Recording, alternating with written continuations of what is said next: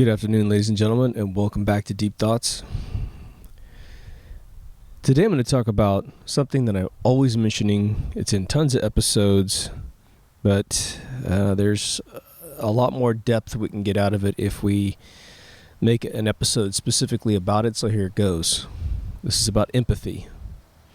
At the same time, we're going to cover sympathy, but I'm not going to call it that. But we're going to draw the difference between the two. The value systems that we become your life if you become empathetic. Probably some cautions towards taking it too far. And the huge cautions of not having enough or any. The factors that create empathy, the factors that destroy empathy. This is a very important conversation. Now, it'd be easy to say or not say that I've always known what empathy was. I've always known what sympathy was. But I don't remember growing up knowing about the word empathy and what it meant until probably my late 30s, where people started to caution in writings on the internet that it was disappearing. And that's exactly what's happening. Now, I don't want to put doom and gloom, so I want to say that it's nowhere near a point where we can't change the flow of empathy in this world and increase it. But we have to understand really what it is and its values, its benefits to our lives, right? So what's the difference between sympathy and empathy? A bunch of you will know, a bunch of you won't know. But you feel like crap not knowing. And I know what that's like. Sympathy is feeling sorry for someone else. You look at them and you're like, damn, I really wish your life was better. Maybe you see a homeless person. Maybe you see someone on the side of the road with a flat tire at freaking 2 a.m. and you just know you don't have it in you to stop and help. Maybe something's happening. And you just say a prayer for them in your own mind. You say to the universe, please help them. And then empathy.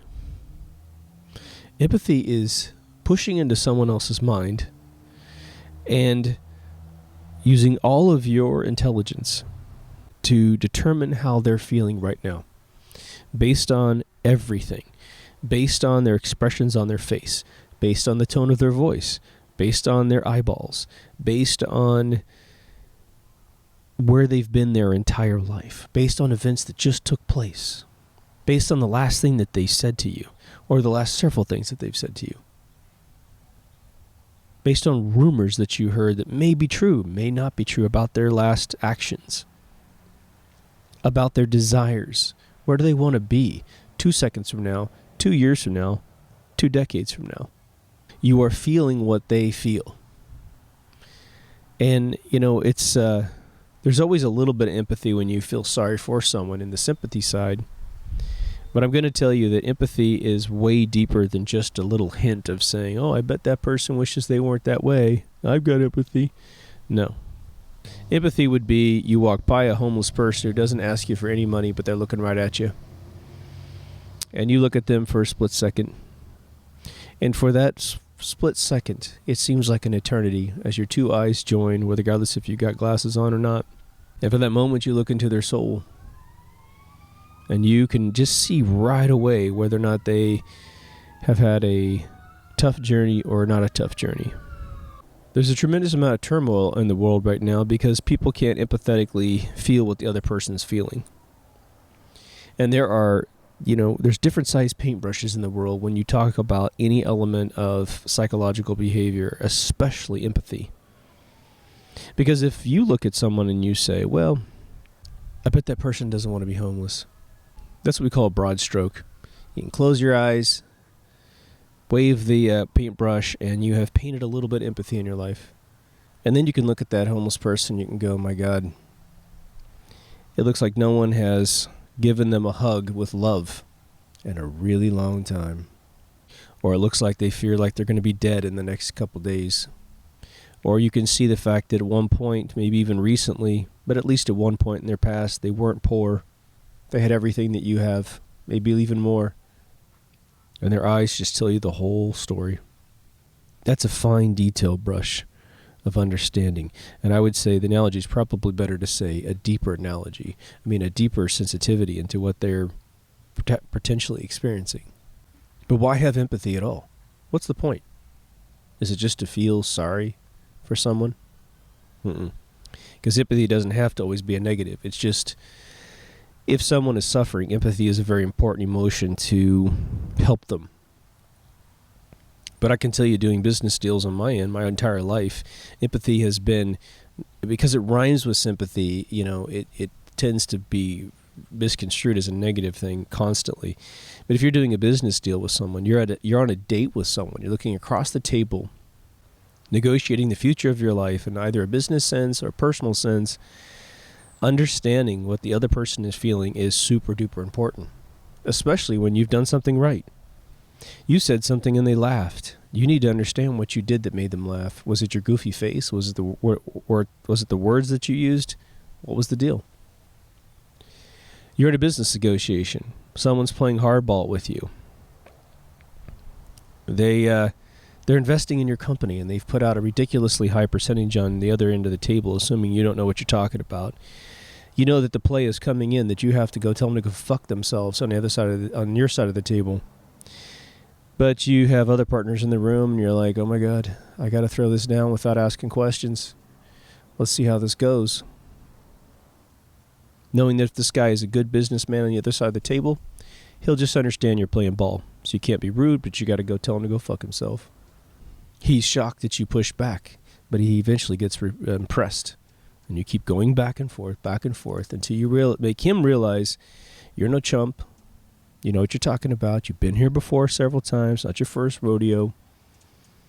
And eventually you develop mutual respect for each other. But at every single moment of that time, because you could lose a multi-million-dollar deal or whatever you're trying to do, you can't push too much, but then you must push exactly enough. And every single iota of their being must be understood. And there's a lot of subconscious things that a lot of us feel. We feel like the frequency of emotion. And you can derive a frequency from published materials from someone. You can derive frequency from emails to figure out how people are feeling. Interviews. It's important, and it's powerful as hell. A good con man, well, they'll read you like a book. And man, I tell you, if you want to stay naive in the world and say, oh my God, I don't want to know anything is bad in the world, and prepare to get fucked your whole life. Because everyone selling you anything is going to fuck you every day, because you're hiding your head in a hole, you're climbing underneath the carpet, whatever the metaphor is for being a pussy. And these people are monsters, and they will use empathy against you. They don't feel sorry for you. They're simply using it as a mind-reading technique to figure out what you're willing to put up with. Try being a female that doesn't know anything about a combustion engine and take your car in for repair. And all of a sudden, everything's broken in your car. Or maybe it's just a checkup, but then a week later, stuff starts going bad in your car. And all you've done is destroyed your car. But if you're a dude who knows everything about an engine, you come back in and say, what the hell is this, man? My car's brand new. This shouldn't be going wrong. But you touched this part of my car. Get it fixed, or I'll shut your ass down, or I'll beat your ass right here. Boom. They empathetically know you're not putting up with the scam, you're not putting up with the bullshit. So empathy is an extremely powerful force. It's an extremely powerful thing in the universe. Janis Joplin, she said something to the effect of, you don't have to take shit just to exist in this world. You don't have to take shit from anybody just to exist in this world. Now that could be construed as pretty idealistic. But I've got another saying that I said my lifetime before I heard her quote, which was, it's okay to pay your dues and to have a lot of hard work imposed on you, perhaps an unfair share, as long as someone treats you with respect in some way while they're asking for that favor, asking for you to give them a little bit more than you probably are being compensated for. But the one thing that is not allowed in this world is abuse. No abuse from employees, no abuse from your kids, no abuse from your spouse, no abuse, because that creates permanent damage in your psyche. My only caveat / footnote to that is don't be a pain in the ass either. Have empathy for the mutual relationships you share with all those parties. Make sure you put yourself in their shoes and think through their eyes and think through the objectives. If someone says words that you don't understand, you need to understand why they formed the sentence the way they did. And sure, you're going to run into folks that are not intelligent. They're pining. Maybe they'll get there. And they'll be just talking like a caveman or a cavewoman. And they'll just be very, blunt force communication style. Well, if you're choosing to put them in your life, then you are choosing to have to translate the metaphysics of what they're saying, right? If you don't want to hang out with dumb people or be around dumb people, then you have to get them out of your life. And dumb is just relative to your intelligence, relative to what interests you, right? But what allows empathy to grow? I think the plain and simple answer is having a peaceful state of mind, because empathy is sort of an advanced concept. And you will not have the tendrils in your soul to reach out and feel what someone else feels when the only thing that you can imagine is your own state of panic, worry, concern. There's probably the inverse formula for that as well. You are extremely excited. Everything's going right in your life. You are hungry, and the more you grab, the more you get, which is why it's good to, as a child, to manifest these abilities before you do get your career going, and then it becomes an innate skill, just like driving a car. None of us really think about how to operate a car after about 5 years, and we can drive across the country, and we'll forget ever putting it in drive and dealing with steering the steering wheel this way or that way or whatever. That's how empathy needs to be embedded in your system. You have to have that capability as part of your native tool set for life. Now, the dilemma in creating this episode is twofold. Some of you have plenty of empathy, and this will merely be an affirmation of how to recognize it and prove it in your life, but to also wrap a lot of dialogue around its value. And as you communicate it to others, hopefully this will help you become sort of an evangelist for taking it out there on the road. So there's your part of it. However, if you don't have empathy, it's hard for you to know you don't. It is. But if you're an open-minded person and you're like, damn, I probably need some of this stuff. It sounds pretty good. It sounds pretty powerful. The examples you've given are important to me. I certainly want to impress someone across the table when I'm trying to find a spouse of some sort. And I would love to be able to control my job, get paid the right amount of money, to discern whether or not I should be angry or not angry. And if I get into a business negotiation of some sort, I can own it intelligently. Just one footnote on the business end of things. I've read a lot of books and interviews and all kinds of stuff about people who dealt with these epic deals between two companies. Things that just set things in motion and blah blah blah. Okay. There's every one of those events is a very proprietary situation, meaning the person sometimes walks in the room like a Steve Jobs, and he's got so much fucking juice, so much money, so much power, and so much respect. He can ask people to take off their clothes and stand up and do a dance, and they'll do it simply because of who he is. And then there's folks that are just intimidating. They have so much money and power that the other side is willing to put up with it to be involved. And then there's most of us, most of our low-level, sub-$100 million contracts or negotiations, investment deals. And it is a meticulous game of playing chess. And there's all kinds of sort of metaphorical likenesses to this event in real life. A salesman, a really good salesman. If you know anyone in your family or friends circle who's a really good salesman, especially a face-to-face kind of guy, what's fascinating for me is car salesmen are actually amazing people if they're really successful. I've got a neighbor here who is an amazing person. He is a very honest person, but he can sell you anything on planet Earth because he won't sell anything he wouldn't buy himself or doesn't own a copy of. but the way he takes you through the emotional experience of recognizing what he recognized in the object is phenomenal. He's got a beautiful voice as well, so it just kind of lathers you right into the sale. It's crazy. I haven't bought anything from him. I've actually bought his services from time to time, but he's like this crazy painter. But that needs to be us with our lives, because you can't accomplish everything in a vacuum. You could be in your house and create the most incredible, phone application, but at some point you got to sell it.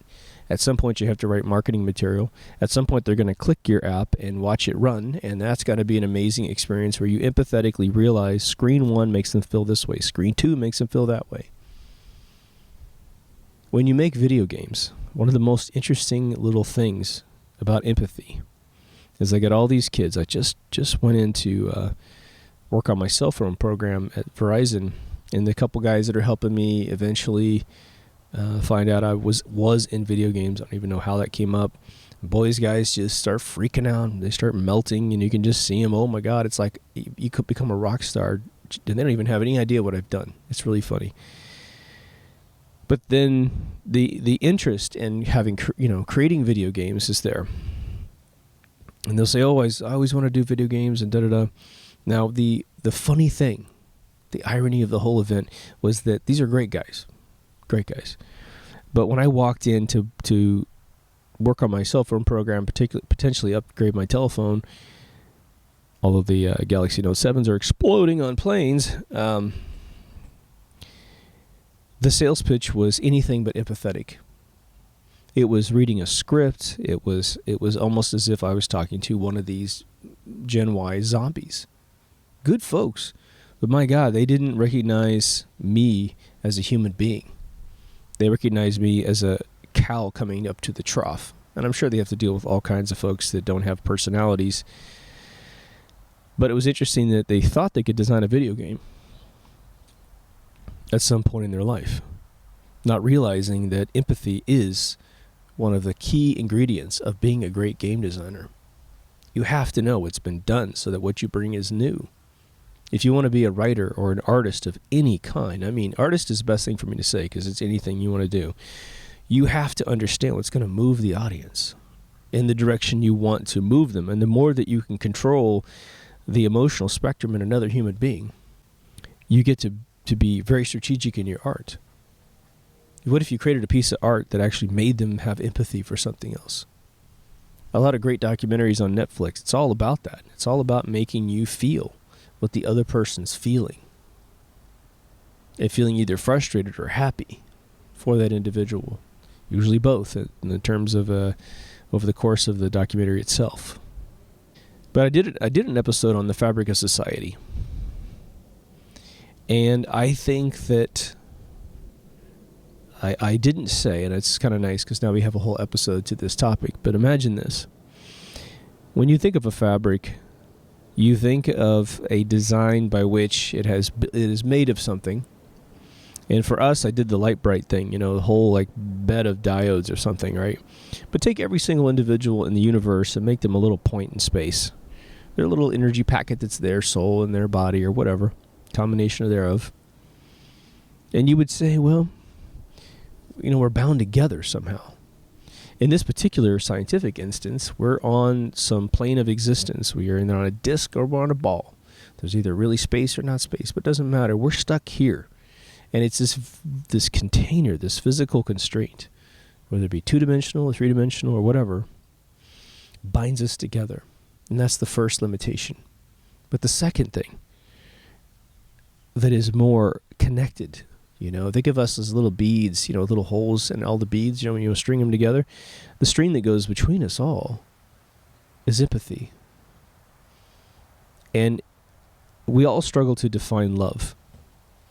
And in this show, I say love is purpose and purpose is love.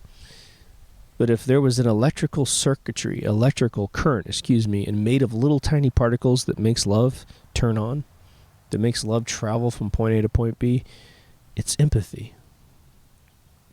That's how important it is, and how ludicrous it is that we live our lives without that word coming up at least in thought every once in a while.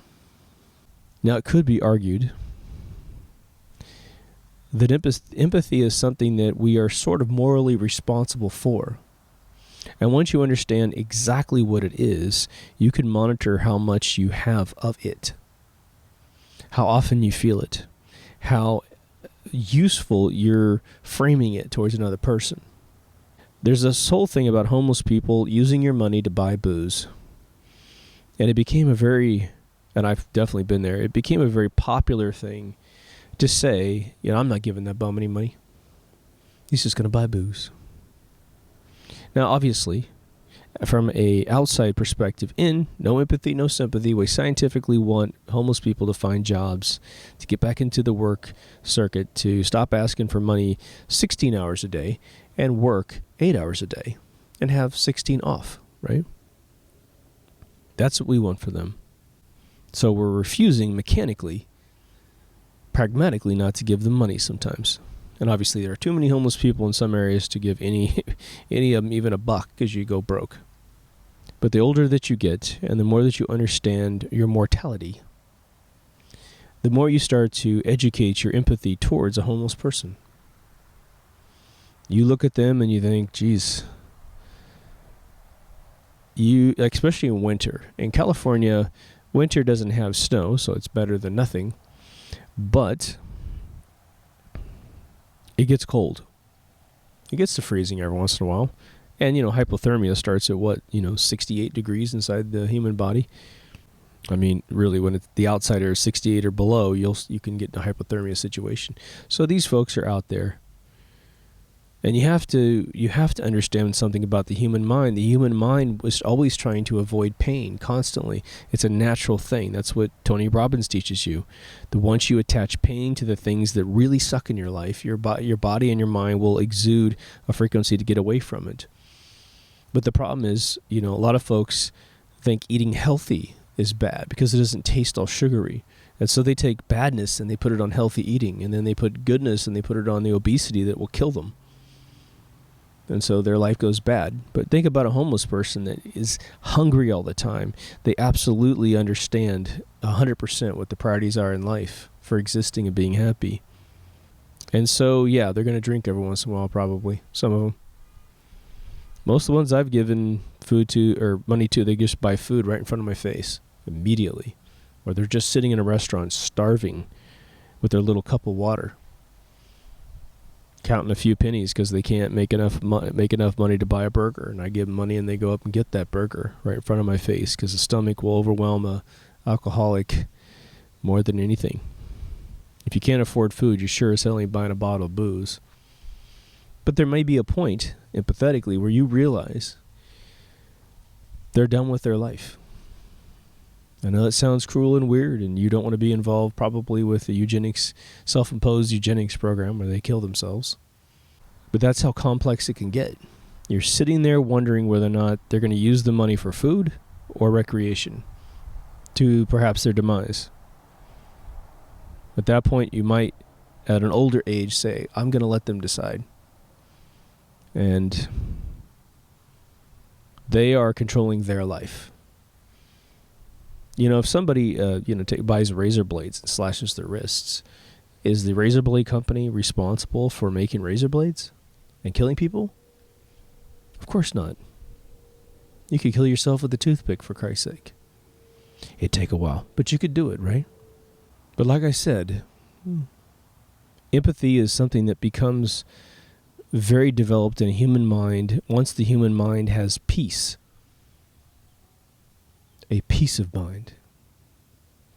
It's funny how the double entendre of peace and peace really apply to a healthy brain. You have a fragment of peace, and then you have peace, as in your soul has peace. But when you control your brain, and you're content, and believe me, it doesn't matter if you have a job or don't have a job. You can just simply say, I'm going to have peace of mind, right? You start to look at the world completely different. Slowly, every single day, everything gets better. And it may be disturbing at times, but at the same point, you have to always look at society as a petri dish.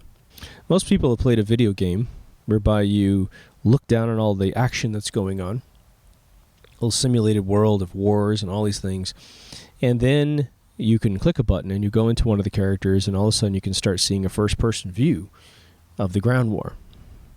There's a few games that still do it.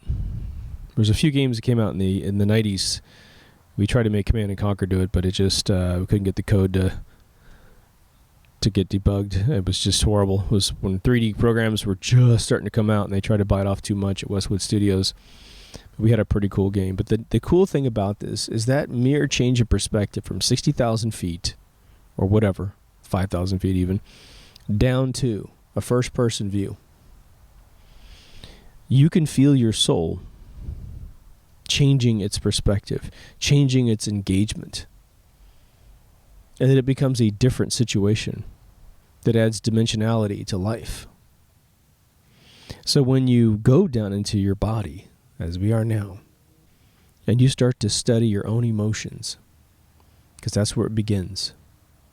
Instead of letting life happen to you, like I always say, instead of being the pinball in the pinball machine, in the pachinko game of life, getting knocked around by a bunch of stuff that you don't control, you recognize that you need to take control of your life and make shit happen. And once you design your life, you will love your life. Even if and it doesn't prohibit bad things from happening to you. It doesn't prohibit you not getting everything that you want in life. But when you stop at any moment in your life and look back and you say, I controlled my life, I took control of my life, what you would have had you not done that would be less. I just watched a documentary of Janis Joplin, which is why I mentioned her earlier. And she said something brilliant during a radio interview, which was, you are what you settle for. You are what you settle for. And she was getting a little bit of flack for being very sexual and open as a woman. And she said, the only people that seem to protest me doing that are people that have settled to be someone's dishwasher, which is a very pro-feminist movement in itself, right? Now, some people enjoy family units and responsibilities, and they recognize it's not quite the demise. She had no idea what it was like to be a happy wife, so she really came from an opinion of no opinion, or no education about that area. But to her credit, she said, I have never been attacked by these people that you say have this feeling, so maybe you're just full of it, trying to create a story out of nothing. But talk about a person that understood empathy, man. I never knew much about her. Her singing style's not my style of music I like to listen to. But she wrote lyrics from the absolute heart. I mean, she was feeling life on a level that was utterly amazing. And for her very, very young age, she passed away at 27. But by the age of 25, she was going on 5 million. I mean, it was crazy how much she had taken her suffering in life and turned it into words that the people could understand. And I think that that's what we love about the famed archetype of celebrity. What's interesting to me is musicians are typically minimized underneath actors.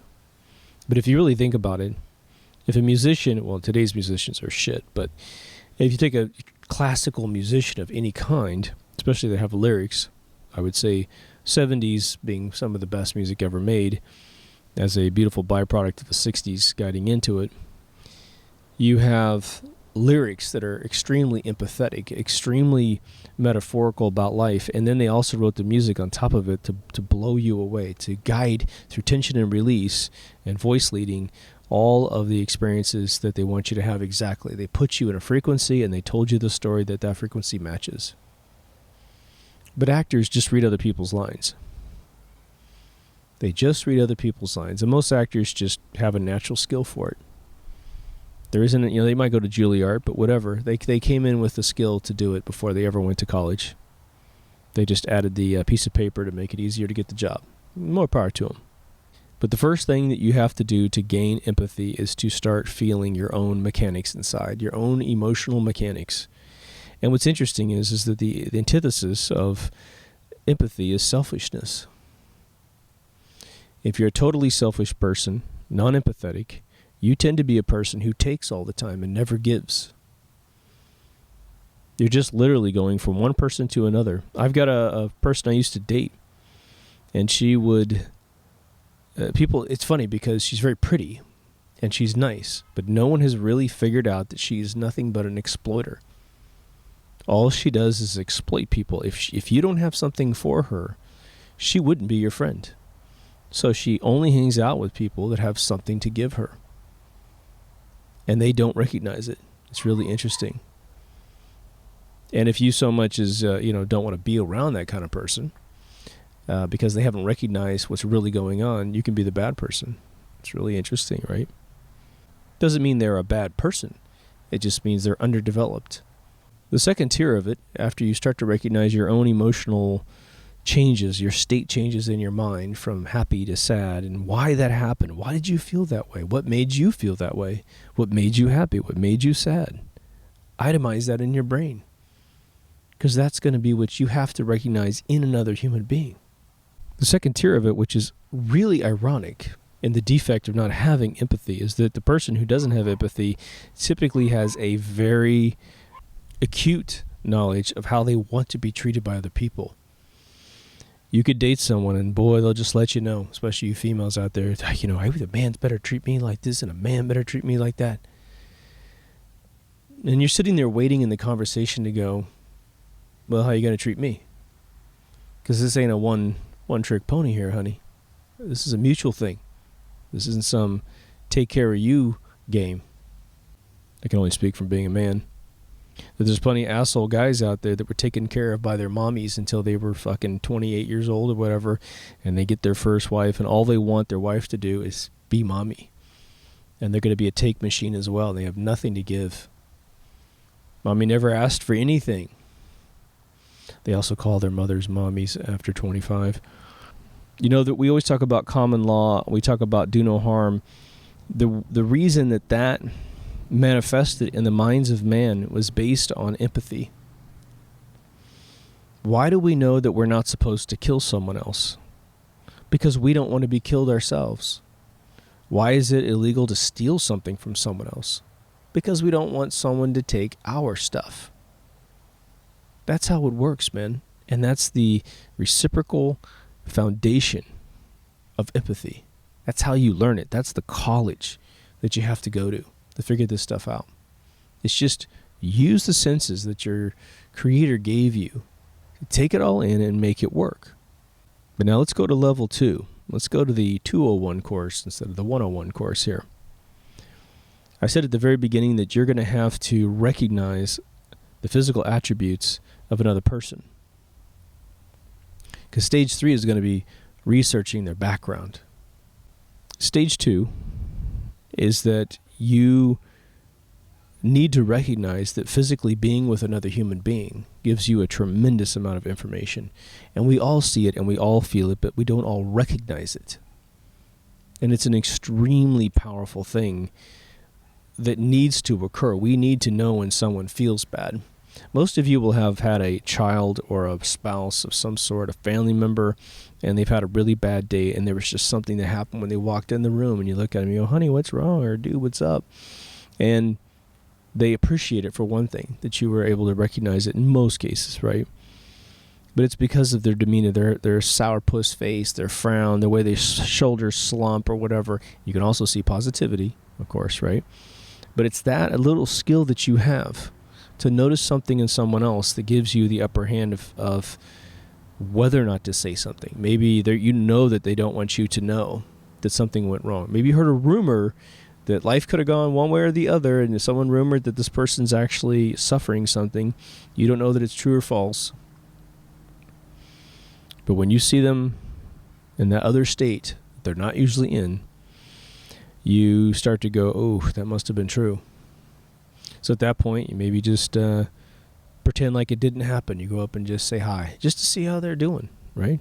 See how they react. If they give you that face like, please, dear God, help me, but they're not using the words, then you go to the next level and you try to help them.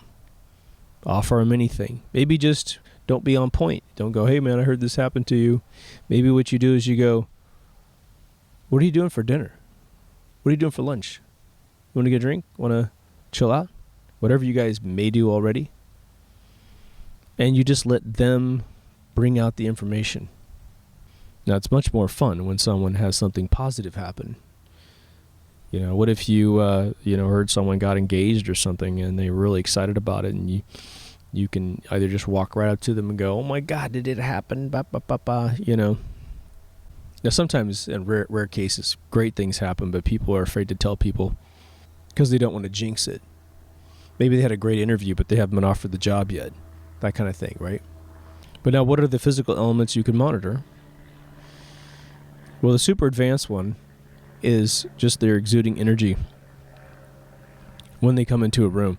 And believe me, you can tell when someone has had the worst news on planet Earth, typically, if you have some empathy, versus they are in a great state. The second side of it is their facial expressions. We have been trained over our entire lives that when things happen to us that were significant and imprinted on us, right? Dad brought home some good news. The girlfriend brought home some good news. Whatever. They had looks on their faces. You've also probably witnessed a couple bad news situations or good news situations. You watched a transformation from monotone face to super excited face, super sad face, super concerned face. And so you have likenesses. You have exact maps for some people that are super close to you because you've seen them specifically go through it.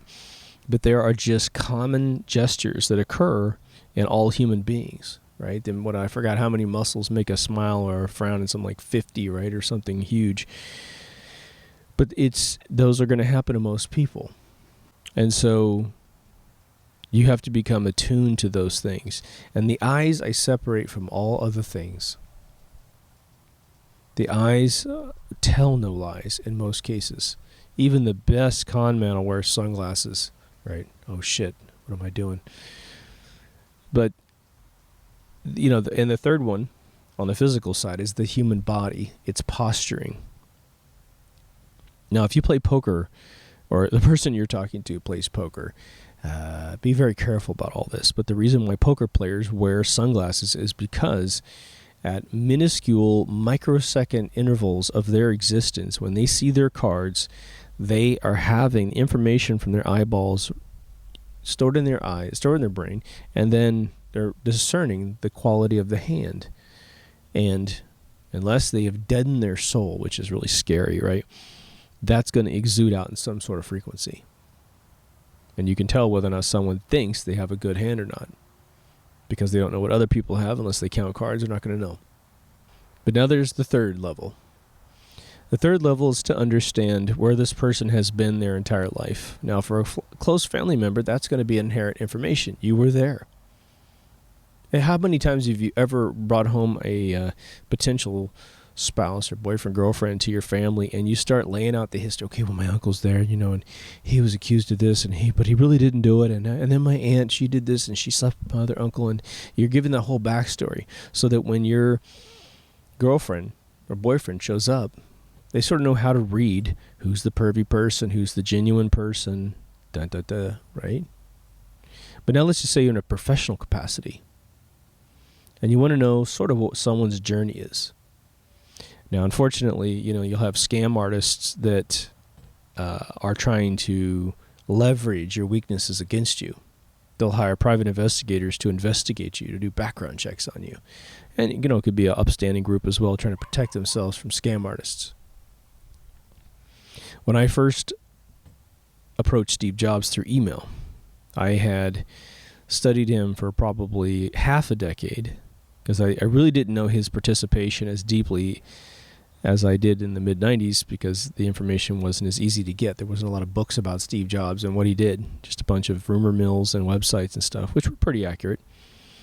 But when I first emailed him, I had climbed into his psyche as best I could, and I tried to think about being the type of human being he is. He's very driven, and he's very, very outspoken. He's very candid with his communication. He doesn't take any bullshit. I had over about 8 or 9 years of experience working for CEOs at the upper levels of dealing with analysts from stock markets, dealing with big deals. So anyway, when I sent him the email, I purposely pushed the barrier of what anyone would ever say to that guy. But I also pulled back from crazy fanboy sending him an email. I just sent him an intelligent email, and I wrote it, I guess, in retrospect, when I think about it, as if I was already his friend. And I wrote it from a standpoint that I know that his time is extremely valuable, and so every word was carefully chosen. Every sentence was as optimized as possible. And the content had to grow like a screenplay in that email, such that if he were to glance at one sentence, he would be apt to glance at the next sentence. And every sentence compounded over the next. And here's Steve Jobs, who was completely enamored with education and higher levels of consciousness. And so I hit him with an extremely academic email about Kenneth Burke, the philosopher, and how it might help him in his life if he would review Kenneth Burke's materials. And I referred him to my stepfather's book on Kenneth Burke.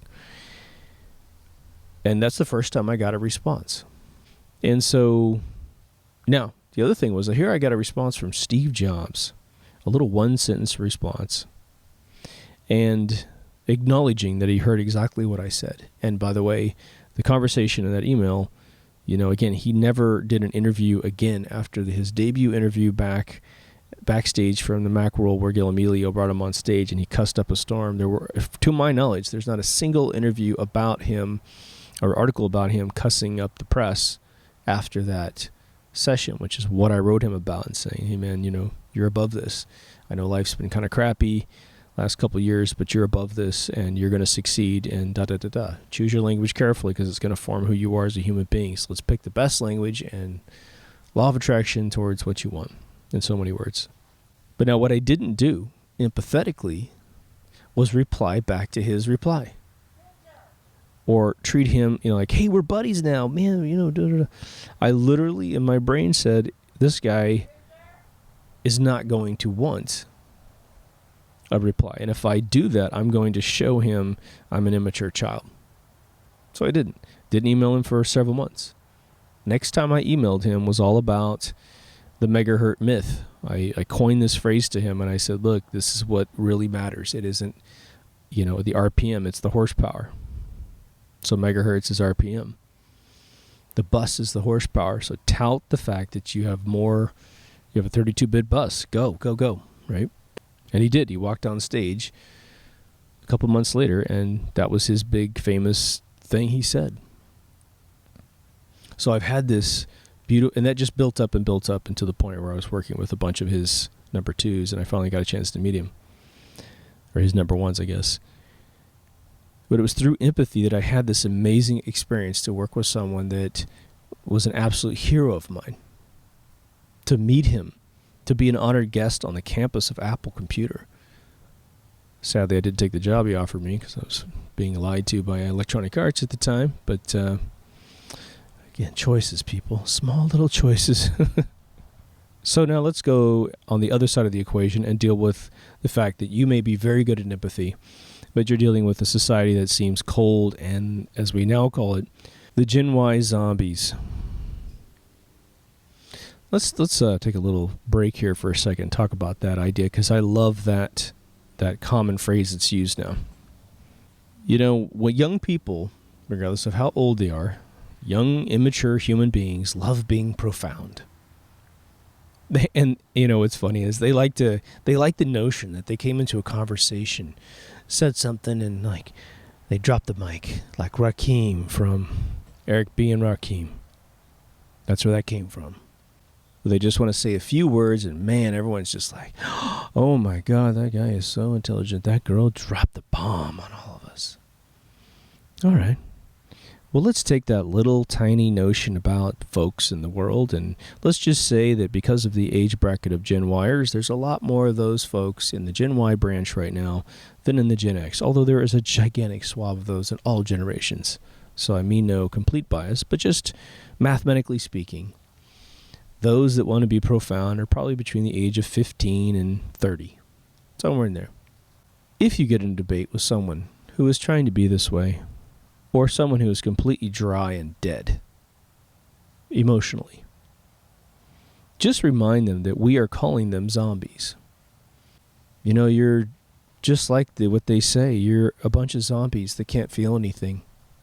You've been had by the system so much that you're clinging to your victimization of being a zombie, of having no empathy or sympathy.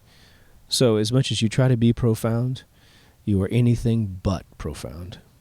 So if that's a goal of yours, to be intelligent and revered among your peers, it's time to light up your eyeballs with a little bit of empathy power and join the adult race, right? It's hard just to say, well, what we're going to do is we're going to remind people what other people feel all the time. We'll just keep reminding people what other people feel all the time, and eventually they'll get it. And as much as I think that's a great idea, I don't think it'll work for most folks. And it has to do with the here and the now. I either have an episode that's already published, or it will be published soon, called Cashless Society. And in that I make the analogy that one of the reasons why they're able to change the world for the worse, day in and day out, and exploit the young Gen Y uninformed kids into voting for evil bitches, is that they don't have enough time to focus on life on any level, on any dimension, any metric, other than survival and doing little stupid things to remain happy. And I always say stupid because if we could create a society where they could get the American dream, they wouldn't have to be so tied down to the immediate here and now thing, right?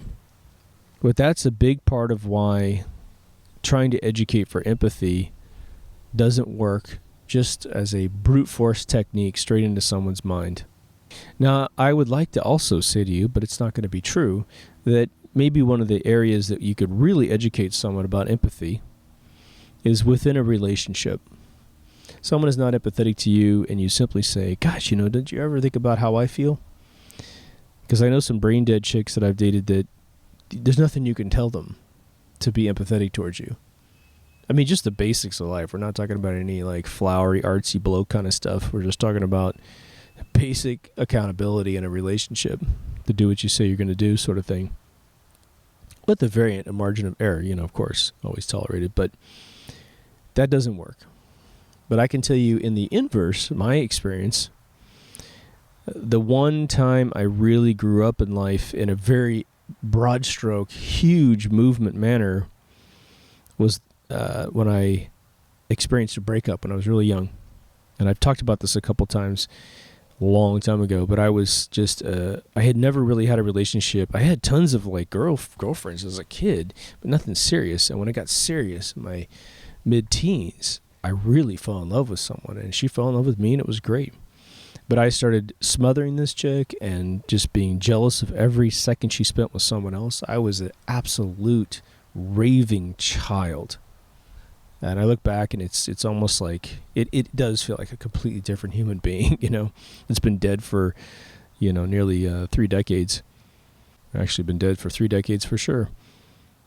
But eventually I pushed her buttons enough and disrespected her enough, and not in any overt, like blatant way, but enough that she walked. She was like, I'm done with you.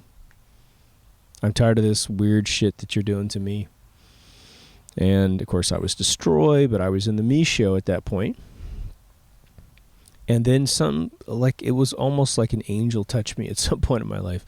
Nothing like that ever happened, but I'm just saying it was like this instantaneous moment from feeling sorry for myself to understanding her perspective, and then what I had done sort of just dropped in my lap.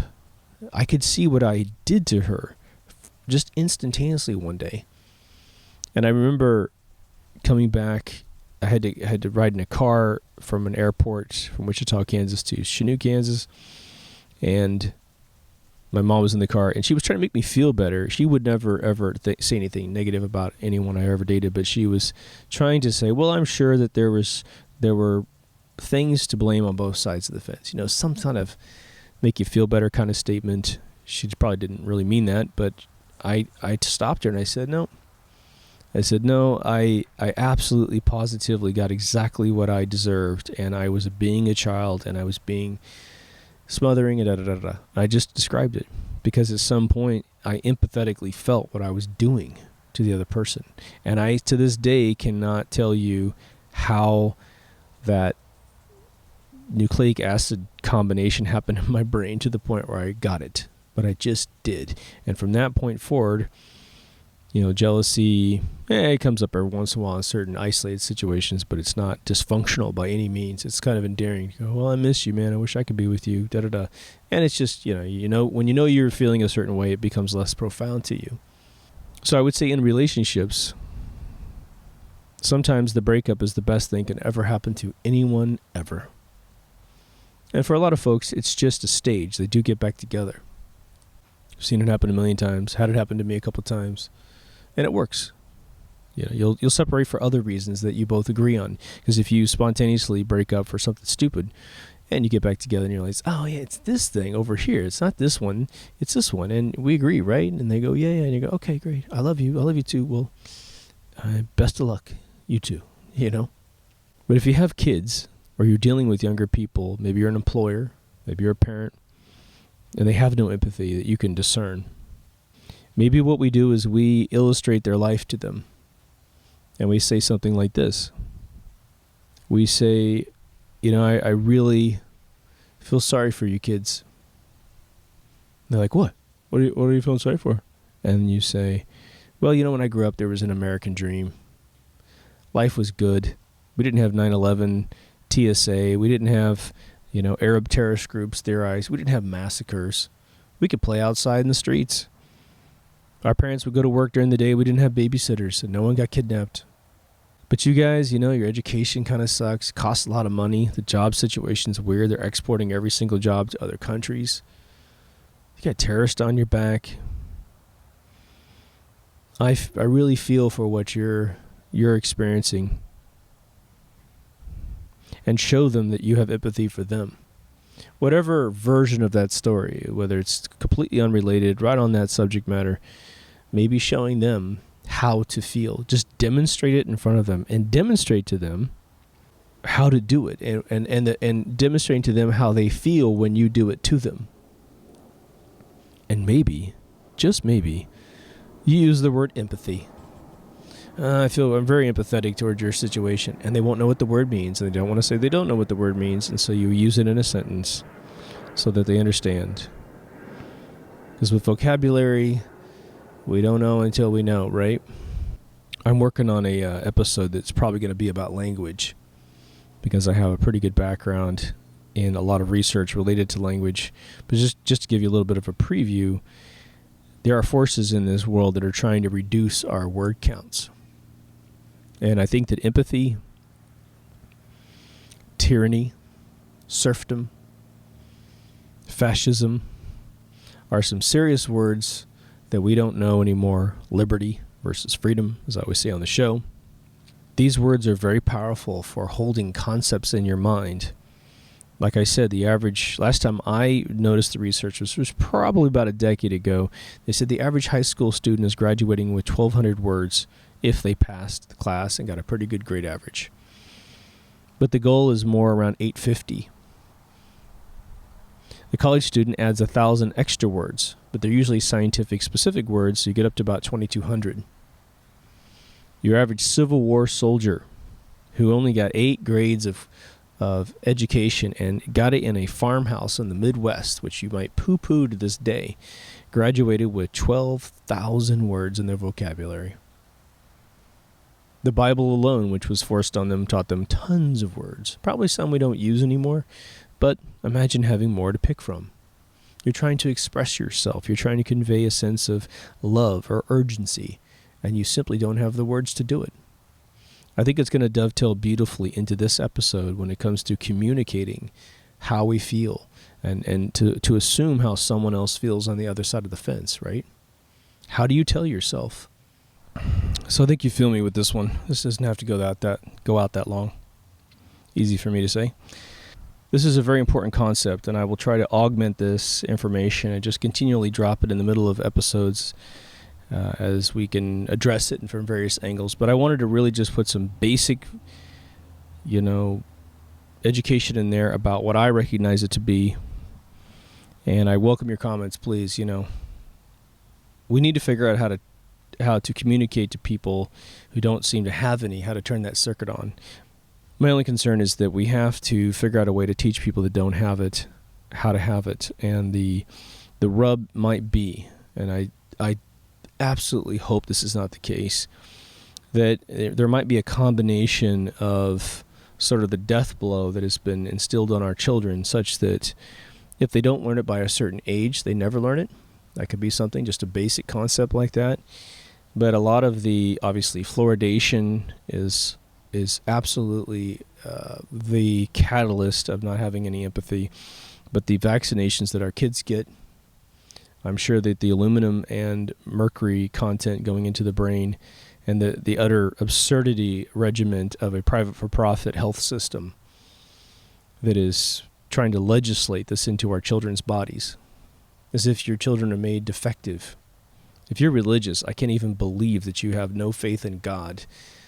Every single church in the world should be telling these government organizations to go fuck themselves when it comes to vaccinations. You're defective. You know? God made you wrong, and both these scientists, for a profit, will fix your kids. I just want the best for my kids. Make sure that we stay as fresh and as natural as possible. No artificial sweeteners, right? Absolutely nothing that isn't organic. And police the organic stuff too. But I welcome your comments about how the hell to, do this. And please, if you've had any success in converting someone to have some empathy in this, if you can just give little stories of, like, I said this one thing and this one thing happened, or how you got transformed personally, it would be fantastic. I will repeat it in a future episode, So lay it on me, all right? I think you feel me. If you haven't been already, go to deepthoughtsradio.com. Check out the new URL. Yes. Again, the most recent episode is just showing in the front. If you're coming from a mobile phone, we can't show the movie in the mobile phone because of bandwidth issues. But the links right there in the front for the Facebook page, the YouTube channel, and the RSS feed are right there in icons. It drops down on your phone. Just pop those. You don't have to worry about the menu or anything, and your phone will do its trick and usher in the proper solution.